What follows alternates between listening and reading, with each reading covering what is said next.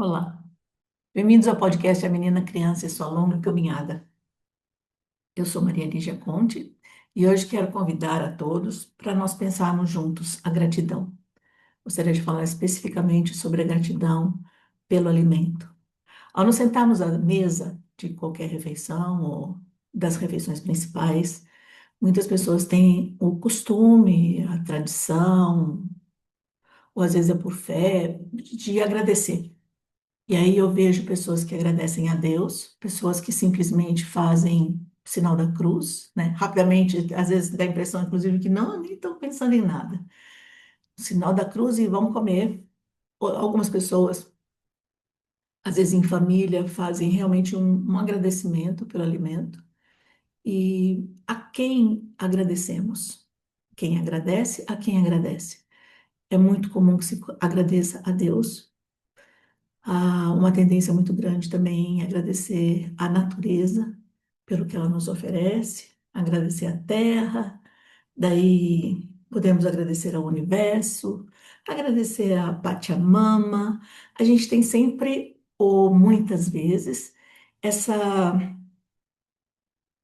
essa crença de que uma coisa grande, uma coisa enorme, uma coisa muito além de nós, nos oferece o nosso alimento. E eu não posso duvidar disso.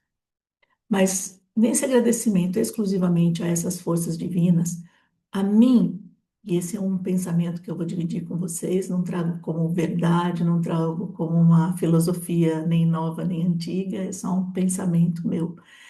Quando a gente agradece a essas forças, vou chamar de forças divinas, sejam elas quais forem os nomes que a gente der a elas, é, eu tenho a impressão de que nós estamos numa posição de merecimento, né? Eu agradeço a Deus por ter me dado esse café da manhã, agradeço a Deus por ter me dado esse almoço farto, essa mesa farta para mim e a minha família.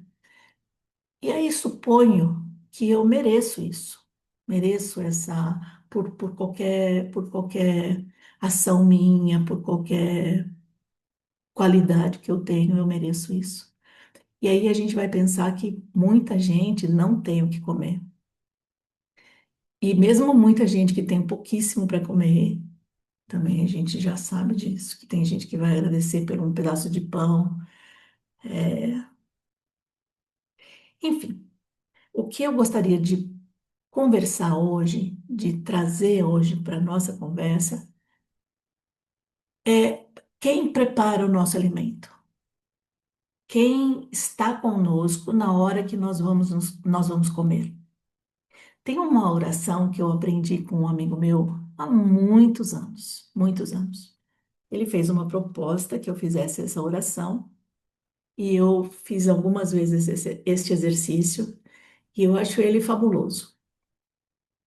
Quando vou começar pelo café da manhã, aliás, vou ficar no café da manhã, porque o café da manhã é uma refeição mais curtinha, mas daí vocês imaginem a partir dessa oração do café da manhã, como que isso pode ficar gigante num almoço de domingo nas mesas brasileiras, convencionais, né? Nas mesas convencionais brasileiras. Então, eu estou no meu café da manhã, eu tenho uma xícara de café adoçado, eu uso açúcar, tenho um ovo cozido, ou frito, vou colocar meu ovo cozido hoje, com um pouquinho de sal e pimenta do reino. Tenho um pão, qualquer, um filãozinho, uma torrada, uma bolacha, tenho ali a minha farinha de trigo é, preparada ali de alguma forma que eu acho gostoso, e uma fruta. Eu não tomo leite. Às vezes eu tenho queijo, mas eu vou manter esse café da manhã para hoje, tá bom? Esse cafezinho adoçado, o meu ovinho cozido, com um pãozinho. Ah, passo uma manteiguinha no meu pãozinho e uma fruta. Então, a proposta dessa oração é trazer à mesa, junto comigo, pensar, né, em quem está comigo naquele momento daquela refeição. Então, eu posso simplesmente agradecer a Deus, como eu já havia dito, agradeço a Deus e como? Porque Deus me deu isso.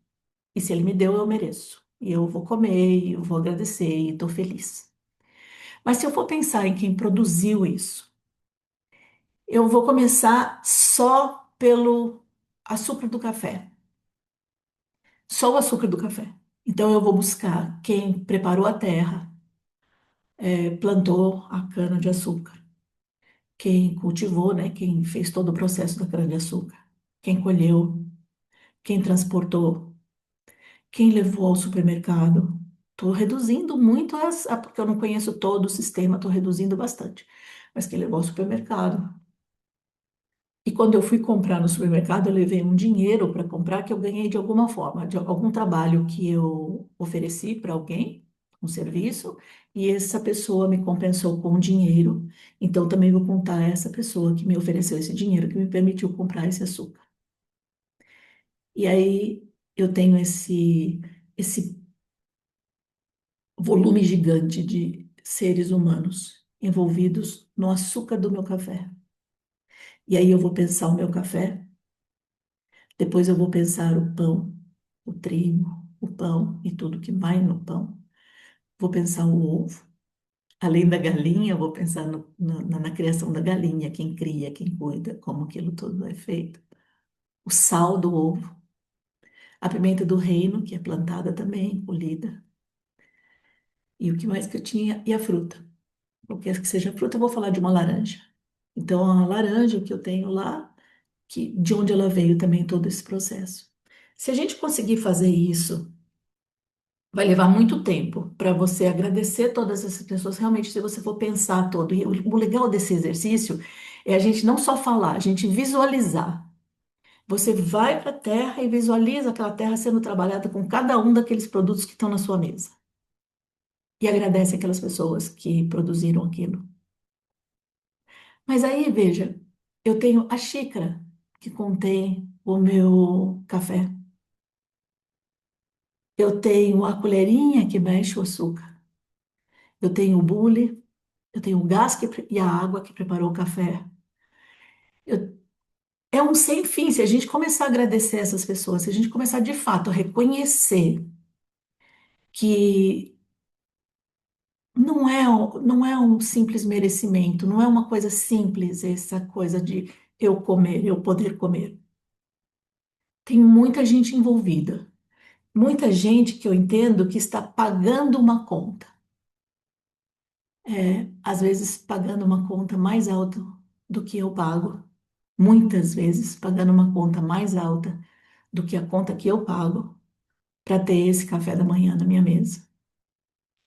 Então, eu vou trazer algumas informações, um levantamento que eu fiz da produção de cana-de-açúcar na Índia, que não tem nada diretamente a ver com a produção de cana-de-açúcar no Brasil, diretamente nada a ver, porque o Brasil não consome açúcar da Índia, mas para a gente saber como é que funciona o sistema lá, a crueldade no sistema de produção de açúcar. E a gente só vai falar dos campos de cana-de-açúcar, não do resto da produção. Depois a gente vai falar um pouquinho aqui do Brasil também. Vou dar uma pincelada nas salinas, né, que trazem o salzinho para o meu ovinho. E eu gostaria de convidá-los a todos a pensar comigo o valor que a gente dá para as coisas todas. As coisas todas que a gente tem. Então, eu vou falar desse sal e principalmente da cana-de-açúcar, né, do açúcar. Mas eu gostaria que não ficasse nisso, não ficasse assim. A minha intenção, eu vou ler muitas coisas, vou pedir licença aqui para ler, que eu vou estar com. Eu escrevi um texto para me organizar, porque eu tenho o costume de ir longe nas minhas conversas, então vou manter meio mais objetivo. Estou colocando os créditos aqui que eu pedi para a IA para me ajudar a organizar, porque eu comecei a escrever e começou a ficar quase que virou um livro. Daí eu tenho o auxílio da IA, tá me ajudando, que me ajudou a organizar as ideias, então eu acho importante dar esses créditos. Mas eu gostaria de convidar a todos a estender esse pensamento a todas as nossas coisas. As roupas que a gente usa, é, a nossa casa, as coisas que a gente tem dentro de casa.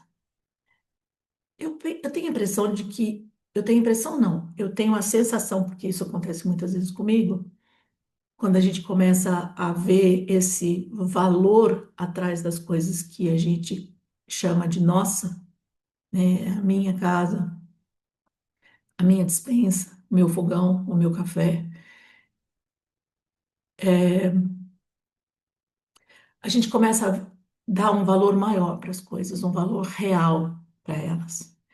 E o mínimo que a gente poderia fazer por essas pessoas que estão envolvidas em toda a produção daquilo que eu hoje chamo de meu, é reconhecer, agradecer, agradecer no sentido de realmente ter gratidão e um olhar social para essas pessoas.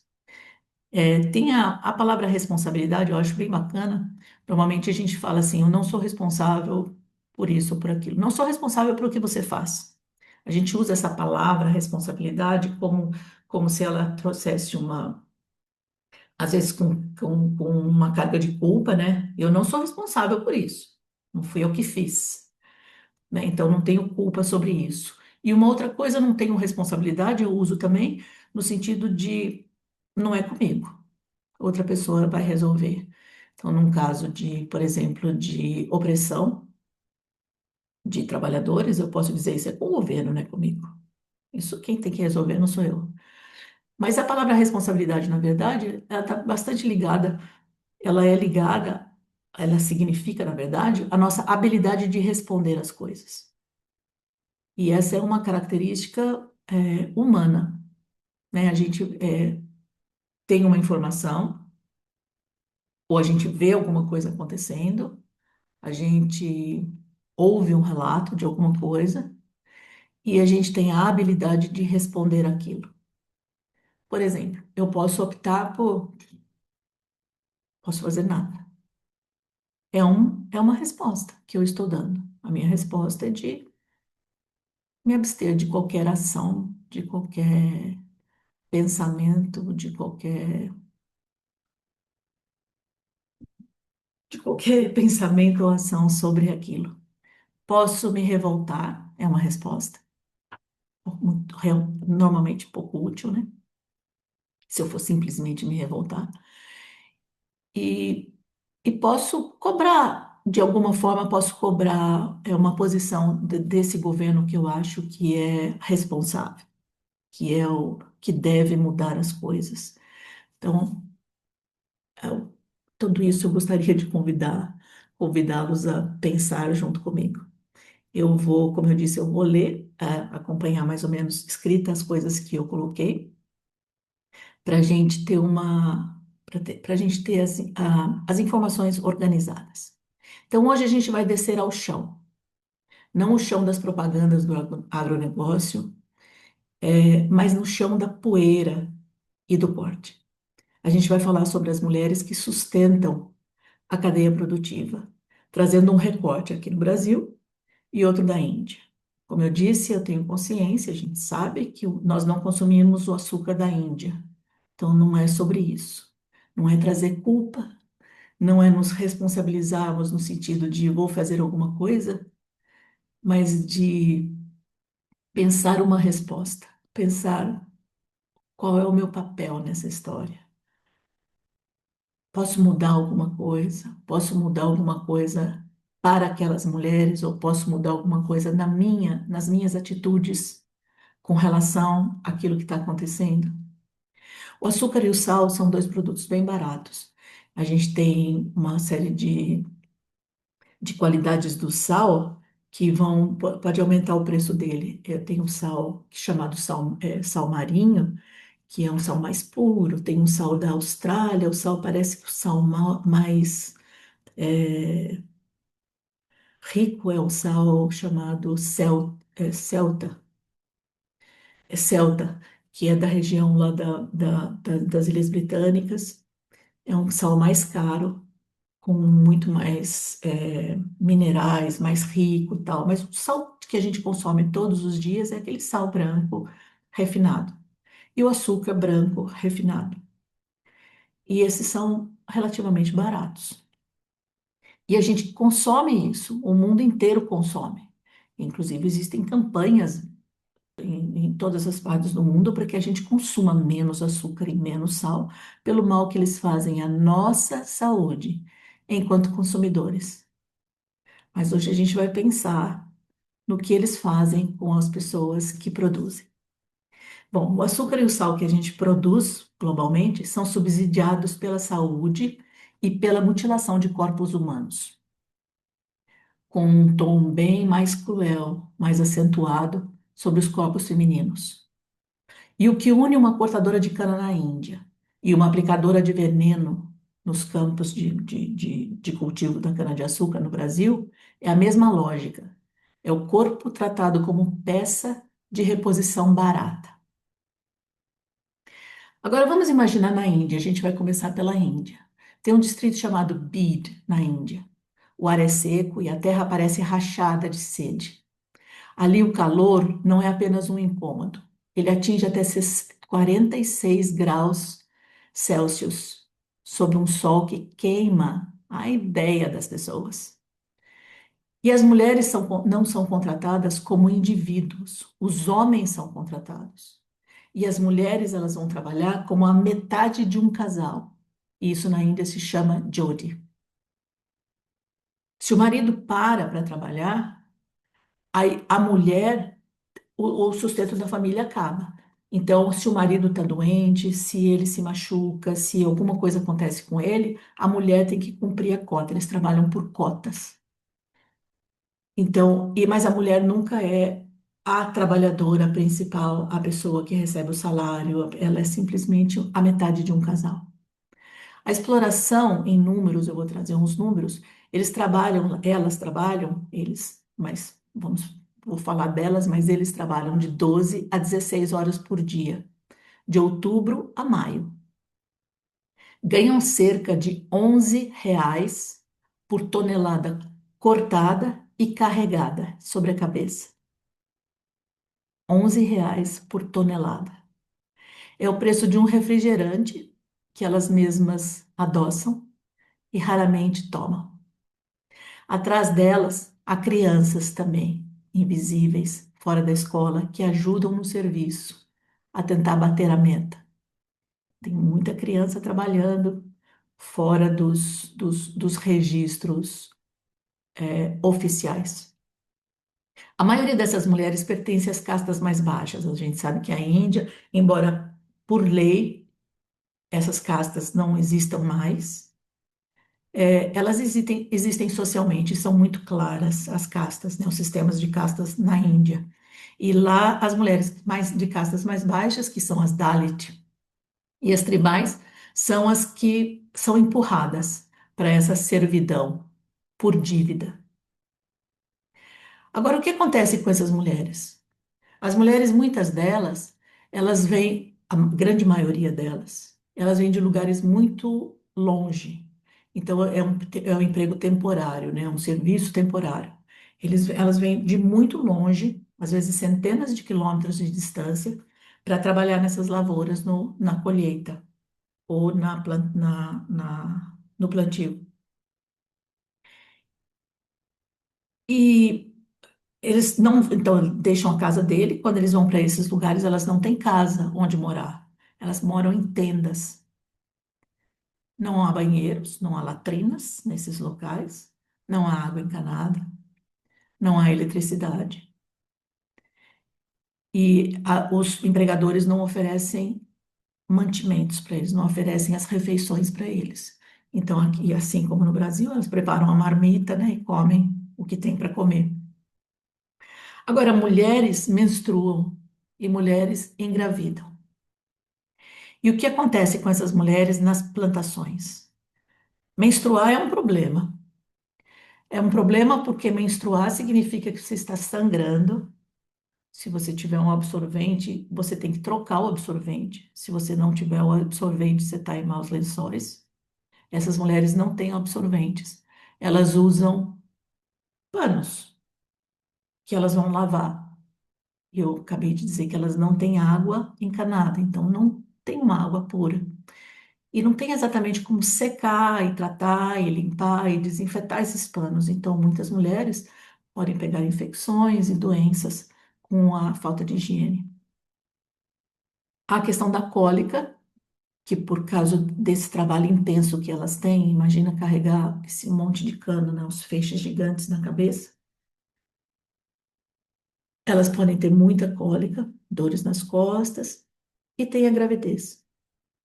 Isso é um inconveniente para elas, fisicamente é um inconveniente para elas, mas é um inconveniente gigante para o empregador, porque a mulher com cólica produz menos, a mulher grávida produz menos, a mulher amamentando produz menos. Então acontece uma coisa horrível na Índia. Não só na Índia, mas eu trouxe os dados da Índia hoje. O que acontece? Mulheres de 20 anos, a partir de 20 anos, especificamente mulheres entre 20 e 35 anos, são convencidas a passar por uma esterectomia. Elas são convencidas de que se elas tirarem o útero, elas não vão menstruar mais e não vão ter os problemas da menstruação. E aí elas podem trabalhar mais seguidamente sem interrupção e não perdem o salário. Porque quando elas faltam, ou eles faltam, o homem, quando eles faltam do serviço, eles perdem o salário deles e ainda tem um acréscimo de uma multa. Então, esses trabalhadores, e agora são os trabalhadores, os homens e as mulheres, quando eles entram nessas fazendas para trabalhar, eles já entram com dívidas.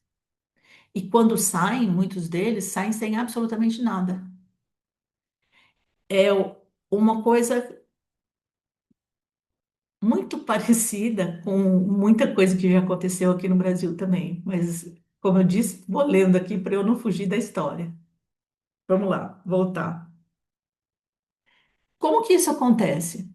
Essas mulheres, se elas forem para o hospital, o governo está atento agora. Ultimamente, o governo está bastante atento a essa questão da esterectomia.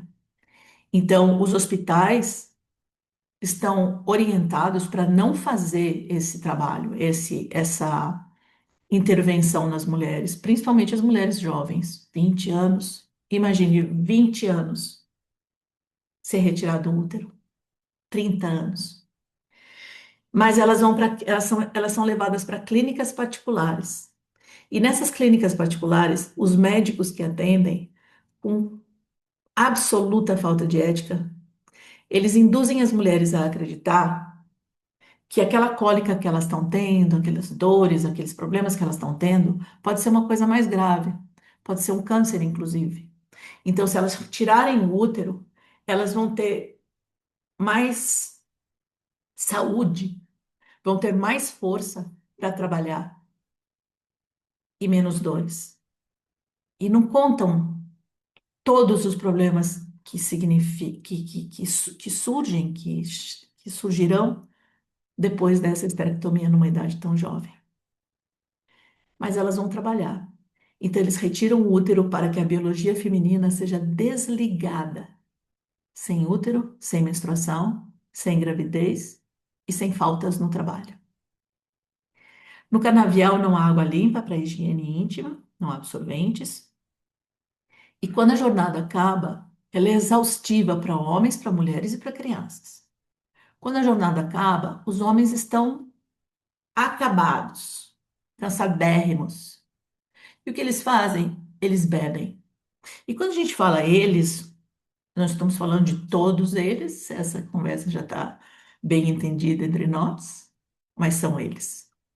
Eles bebem, se embriagam e acabou a jornada até o dia seguinte.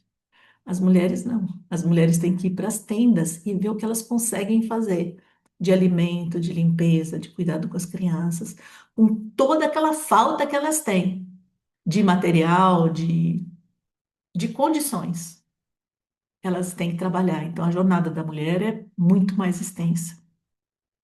As trabalhadoras sazonais, como eu já disse, elas vêm de lugares muito distantes. Eu não sei se vocês lembram, se vocês acompanharam na época da Covid, aconteceu que muitos trabalhadores, homens e mulheres, estavam muito longe de casa, porque essa migração é uma coisa comum na Índia. não só na Índia, mas é comum na Índia que as pessoas venham de muito longe para fazer um determinado trabalho num lugar. E durante a Covid, a gente viu muito que os trabalhadores foram dispensados do trabalho. E para chegar a esses lugares, muitos deles caminham distâncias e pegam um caminhão que leva. Tem muitas fotos na internet, mas são todas fotos com direitos autorais e eu não consegui trazer essas fotos. Elas são direitos autorais e são caros. Eu nem tinha ideia que uma foto com direitos autorais possa custar R$ 1.300, uma foto só. Então, eu não trouxe fotos, então a gente vai visualizar, mas eu gostaria que vocês pesquisassem na internet mulheres em em canaviais na Índia. Mas, enfim, eles caminham muitos quilômetros até pegar um caminhão, uma condução, e aqueles caminhões, tipo pau de arara, trazem muitas pessoas e vão levar para os lugares, para as fazendas onde eles têm que trabalhar. E voltando à época da Covid, o que aconteceu? Os fazendeiros dispensaram eles não podiam trabalhar mais. Teve um número gigante de mortos na Índia. Eles foram dispensados, sem a condução, e eles tiveram que viajar a pé de volta para casa. E a gente está falando de centenas de quilômetros às vezes. Então, teve pessoas que morreram no caminho de exaustão. Tem pessoas que nunca chegaram em casa. Imagine imagine essa situação. Então, essa condição que as pessoas vivem nesses canaviais da Índia, e principalmente as mulheres, é uma condição desumana, não é?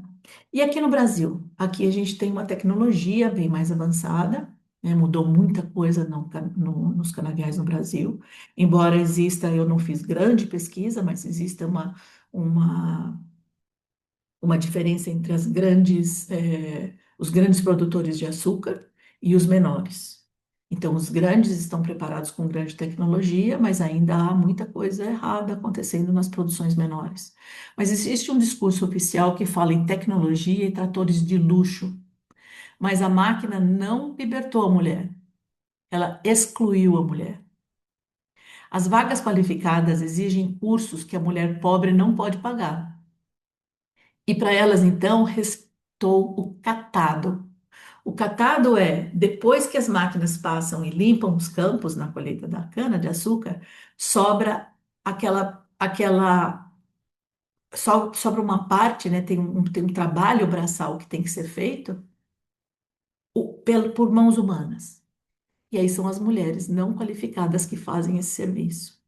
E sobrou também para as mulheres a bomba de veneno que elas carregam nas costas. Então, aqui no Brasil, as mulheres que trabalham nos canaviais trabalham no catado, sob o sol, agachadas, limpando o chão, sob o sol ardente, e levam também a bomba de veneno nas costas. As bombas são aplicadas herbicidas, e a gente sabe o que são essas aplicações. Elas são vaporosas, e a pele absorve esse veneno. E entre todos os problemas que acontecem, existem registros, dados que registram, que resultam em inúmeros abortos espontâneos e má formação fetal. A rotina começa às 4 horas da manhã. Agora nós estamos no Brasil, mas lá na Índia também é de madrugada. A rotina começa às 4 da manhã, porque a mulher tem que preparar a boia. Na hora do almoço, a marmita já azedou.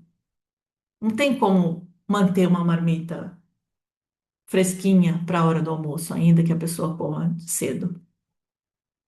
A comida já não é mais boa para consumo. E o açúcar brasileiro tem esse gosto de comida estragada. Não é um gosto que a gente percebe, mas é um gosto que existe e que a gente tem que começar a perceber. E tem que começar, tem que não, vamos tirar essa palavra tem que. A gente deveria começar a perceber e a fazer alguma coisa a respeito, a responder de alguma forma.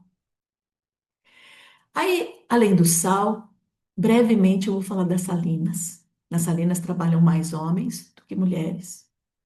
Eu conversava com uma amiga minha recentemente, com a Adriana, e falei para ela de um pensamento que eu tive há alguns anos e que sempre me vem à cabeça quando eu aprendi sobre as salinas. A gente, quando pega o sal e vai temperar um alimento, a gente põe a mão dentro do saleiro. Isso é tradição, né? Tem o, o charme do chefe, né? Que é pegar o salzinho e aplicar. A gente coloca o sal no alimento e aí a mão ficou suja de sal, a gente enfia embaixo d'água. Aí pega o sal para outra coisa e põe a mão embaixo d'água. O sal não tem valor nenhum para nós. O sal é muito barato, não vale nada. A gente pode consumir o sal, pode jogar fora o sal, que não tem problema. A gente costuma dizer assim que o dia que acabar o sal da sua casa, o bicho está feio mesmo, porque não acaba o sal. O sal a gente sempre tem. E muitas doações que as pessoas pedem em final de ano, em ocasiões específicas que pedem doação, as pessoas pedem para não dar sal. Não porque o sal não seja importante, mas o sal é tão barato e que não precisa dar o sal. Mas e o preço do sal? Quem trabalha nas salinas, aquele sal branco no Nordeste, que é o Rio Grande do Norte especificamente, o sal branco, o sol batendo nele, aquela coisa, aquele reflexo nos olhos dos homens e das mulheres. Muitas dessas pessoas se cegam muito cedo com essa luz do sol. E aí tem o próprio sal. Então, o sal reflete o sol cegando quem trabalha com ele, e o sal come a pele e as unhas das pessoas. Come. Imagina ficar numa salmoura horas e horas e horas do dia, virando aquele sal. Imagina trabalhar 10 horas por dia com sal entrando nas suas feridas abertas. É um trabalho que envelhece o corpo 20 anos em cada 5 anos. Aí, o que que a gente tem como uma conclusão? Chega na cicatriz, seja na cicatriz do abdômen da indiana, seja no aborto da brasileira, seja na pele do couro do salineiro potiguar, a lógica é a mesma, a invisibilidade. O sistema precisa que a gente veja o produto branco e limpo, que nada mais não seja mostrado. Eu vou contar uma curiosidade. Eu falei no começo que eu pedi ajuda para IA para montar não para montar a pesquisa. Eu tenho, inclusive, vou passar as fontes que eu pesquisei, mas para me ajudar a montar esse esquema. E a primeira pergunta que eu fiz para a IA foi sobre as condições de trabalho nos canaviais. E ela trouxe informações super legais de tecnologia, do agronegócio, que é maravilhoso, que tem as máquinas e tem tudo. E eu costumo ter uma conversa inteligente com a IA, ou procuro ter uma conversa inteligente com a IA, quase numa competição com ela, para ela não pensar que ela sabe mais do que eu. Ela tem mais informações do que eu, mas esse é um assunto para um outro momento. E aí eu disse para ela, a IA, estou conversando aqui com o Gemini, eu disse, não, você está errada. Eu quero a verdade, não quero o verniz da indústria do açúcar. Então ela diz: ah, você quer ser verniz? E daí ela conta essa história que eu acabei de contar para vocês também, mostrando o outro lado. Porque a história que a IA me apresentou inicialmente é a história que está na superfície do açúcar, da farinha de trigo, da Coca-Cola, dos hambúrgueres todos, de todas as lojas, McDonald's, Burger King. da batatinha em saquinho, de todo esse alimento junk, né? Essa comida porcaria que a gente come, que a gente consome e que a gente adoece com elas, e que são gostosas e que são atraentes e que às vezes são muito baratas. Atrás disso tem todas aquelas pessoas que eu falei para vocês que a gente pode trazer à nossa mesa no café da manhã, no almoço, no lanche da tarde, no jantar, que a gente tem esse privilégio de ter no mínimo 3 refeições por dia, 4. Tem gente que tem 5 refeições por dia. E eu acho que assim, a gente tem que pensar, que a gente deve pensar, que o custo real das coisas, a gente não paga eles, a gente não paga o custo. Tem alguém pagando por nós. O sal muito barato, o açúcar muito barato, tem alguém pagando uma conta alta, pagando a nossa conta, muito mais do que a gente paga. E eu acho que não é sobre parar de consumir. A gente tem, a gente pode pensar em como trabalhar para que essas coisas sejam expostas mais, que as pessoas saibam mais, pensem mais sobre isso, que a gente possa exigir transparência das empresas, ler o rótulo, buscar informações sobre as empresas, quais são as empresas que estão com trabalho escravo, quais são as empresas que estão explorando o trabalho infantil, quais são as empresas que estão financiando guerra, quais são as empresas que estão fazendo parcerias com, com coisas que não são éticas. Essas informações a gente encontra na internet.